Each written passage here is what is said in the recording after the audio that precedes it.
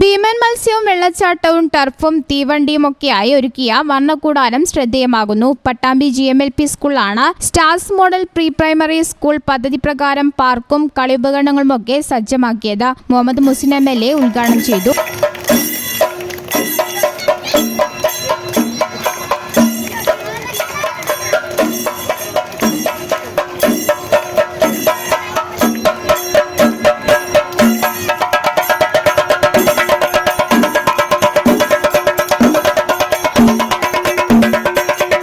ഒരു ഭാഗത്ത് ഭീമൻ മത്സ്യവും ആനയും പാമ്പും വെള്ളച്ചാട്ടവും, മറുവശത്ത് ഫുട്ബോൾ ടർഫും തീവണ്ടിയും. സ്കൂളിലെത്തുന്ന കുരുന്നുകളെ സ്വീകരിക്കുന്ന കാഴ്ചകളാണിതൊക്കെ. പൊതുവിദ്യാഭ്യാസ വകുപ്പ് സമഗ്ര ശിക്ഷാ കേരളം സ്റ്റാർസ് പദ്ധതിയിൽ ഉൾപ്പെടുത്തിയാണ് നിറങ്ങളുടെ സമൃദ്ധിയിൽ വർണ്ണക്കൂടാരം ഒരുക്കിയത്.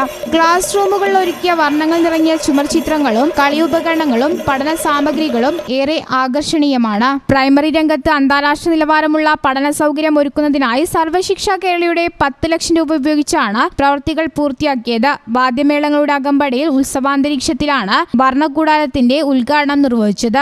ഏതു പ്രായക്കാർക്കും ഒരുപോലെ കൗതുകമാകുന്ന തരത്തിലാണ് നിർമ്മാണങ്ങൾ. ക്ലാസ് റൂമിലെ പഠനത്തോടൊപ്പം പാർക്കിലെ അന്തരീക്ഷത്തിലും തണൽ മരങ്ങൾക്കിടയിലും പ്രകൃതിയോടിണങ്ങിയുമൊക്കെ പഠന പ്രവർത്തനം നടത്താനും സ്കൂൾ അധികൃതർ ലക്ഷ്യമിടുന്നുണ്ട്. ഈ ചാനൽ ന്യൂസ് പട്ടാമ്പി.